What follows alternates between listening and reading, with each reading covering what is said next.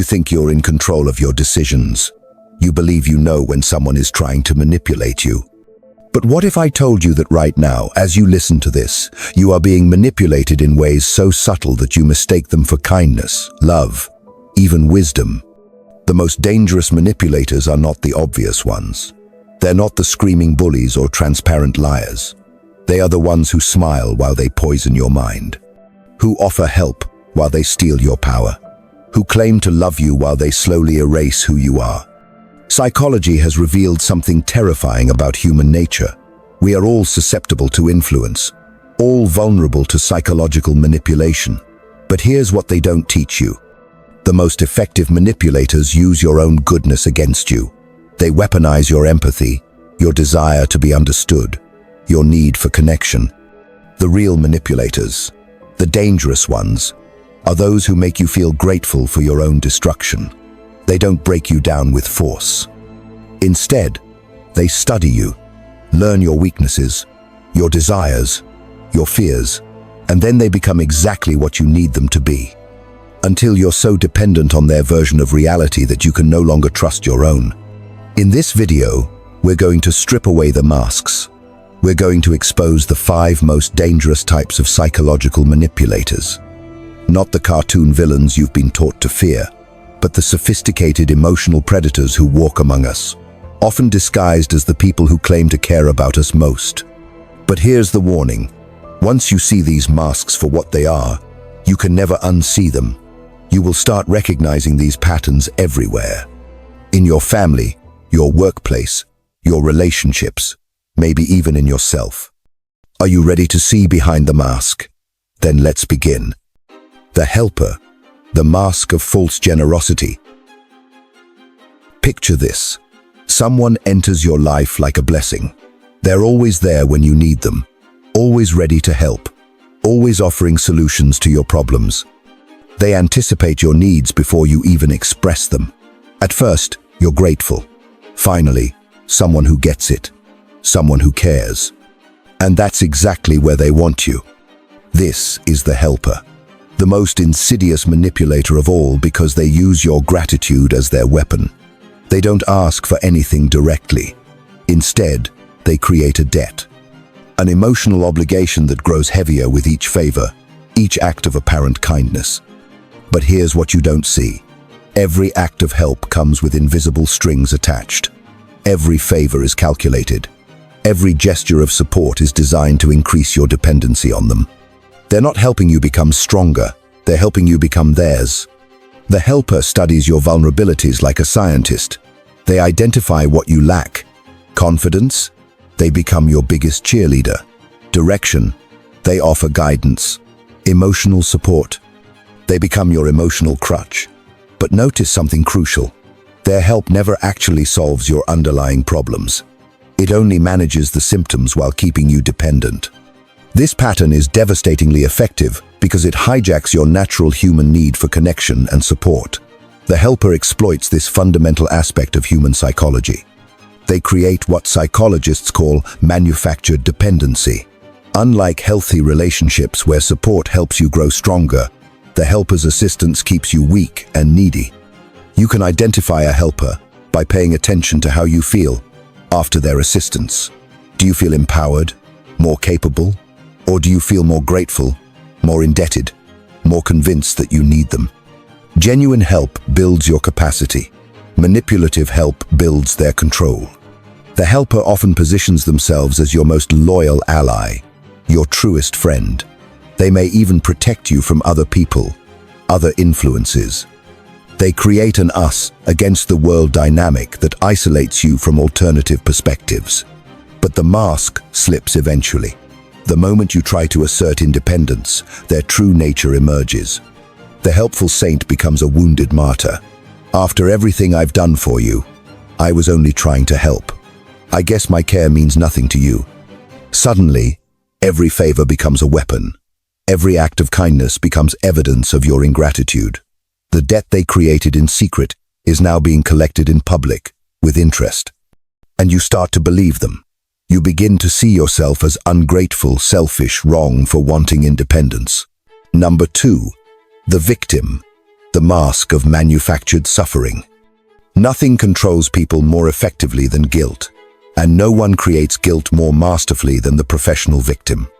This is the person who has weaponized their pain, who has turned their suffering into a tool of manipulation so sophisticated that you'll defend their right to hurt you. The victim enters your life carrying invisible wounds that only you can see, only you can understand, only you can heal. They share their pain with such raw vulnerability that you feel chosen, special, trusted with their deepest secrets. But here's the trap. Their pain is never really about what happened to them. It's about what you're going to do about it. Every story of suffering comes with an unspoken demand. Every revelation of trauma includes a hidden expectation. Every moment of vulnerability is actually a moment of manipulation. The victim has learned that suffering is power, that pain is currency, that being hurt gives them permission to hurt others. They've discovered that most people will do almost anything to avoid being seen as cold or uncaring to someone's pain. You find yourself constantly walking on eggshells, constantly managing their emotions, constantly sacrificing your own needs to accommodate their suffering.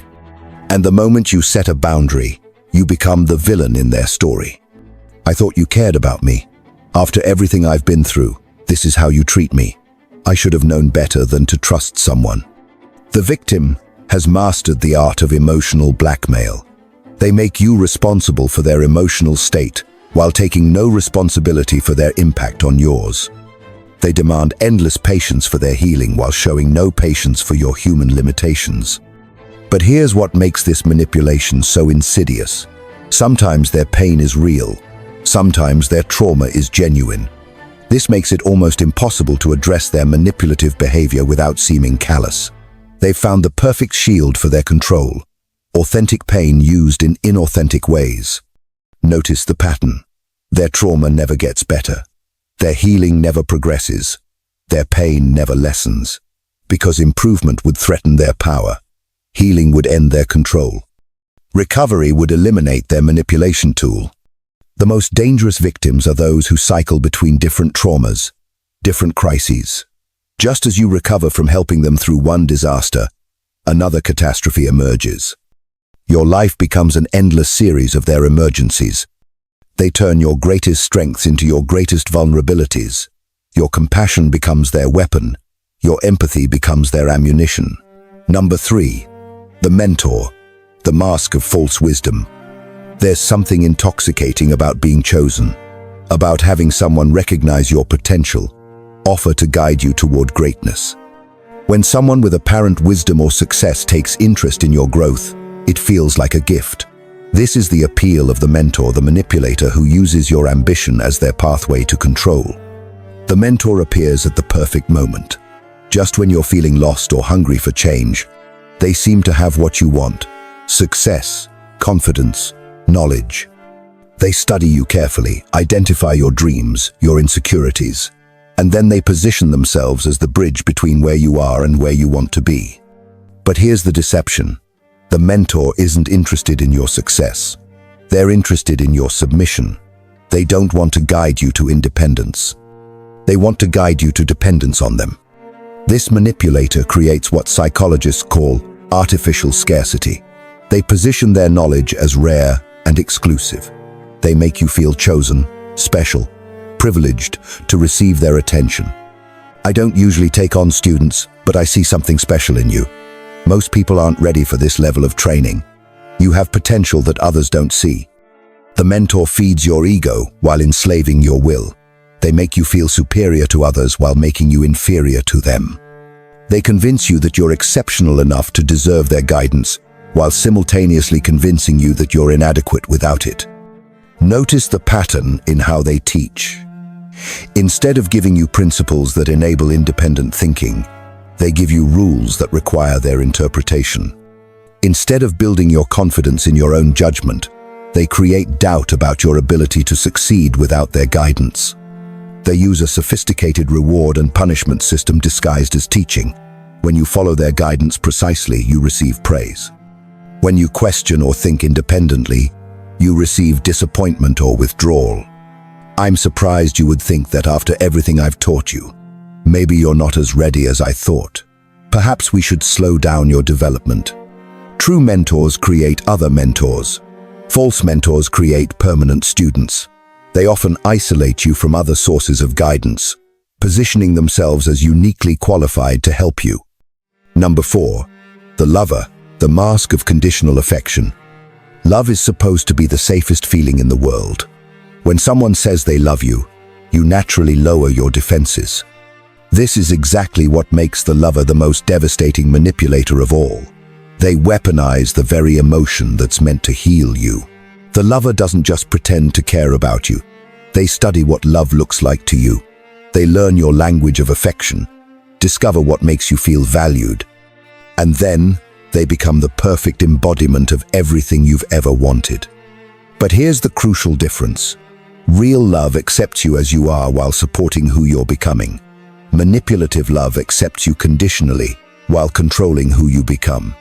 The lover creates what psychologists call intermittent reinforcement, the most addictive pattern of reward known to human psychology. They shower you with intense affection, making you feel more loved than you've ever felt before. Then they withdraw that affection suddenly, leaving you confused, desperate, willing to do anything to get it back. This creates a powerful psychological dependency. You become addicted to their approval, their attention, their version of love. You start to measure your worth by their treatment of you. The withdrawal isn't always dramatic. Sometimes it's subtle. A slight coolness in their tone, a delay in responding, a mention of how other people don't disappoint them the way you do. These small withdrawals create enormous anxiety because you've become dependent on their consistent affection. The lover uses love as a reward system. When you behave according to their preferences, you receive warmth. When you assert independence, you receive coldness or emotional punishment. "I love you, but" becomes their favorite phrase. "I love you, but I'm disappointed in your choices. I love you, but you're hurting me by acting this way." They don't withdraw love completely. That would be too obvious. Instead, they create degrees of love that you can earn or lose based on your compliance. They make you work for something that should be freely given. They create artificial competition for their affection. They mention how other people don't create the problems you do, how other people are easier to love. This cycle becomes addictive. The highs feel so good that you'll endure increasingly painful lows to get back to them. You start to believe that the intensity, both highs and lows, is proof of how special your connection. Number 5. The authority, the mask of manufactured expertise. There's something in human psychology that makes us naturally defer to authority. When someone presents themselves as an expert, we tend to suspend our critical thinking. This is a vulnerability that sophisticated manipulators exploit with devastating effectiveness. The authority doesn't just claim to know better than you. They systematically dismantle your confidence in your own judgment, your own perceptions, your own ability to make good decisions. They create what psychologists call learned helplessness. This manipulator establishes their authority through actual knowledge mixed with manufactured confidence. They may have real expertise in some areas, but they use this credibility to claim authority over areas where they have no special qualification, particularly over your life, your choices, your reality. The authority creates an information monopoly. They position themselves as your most reliable source of truth. They systematically undermine your confidence in other sources of information.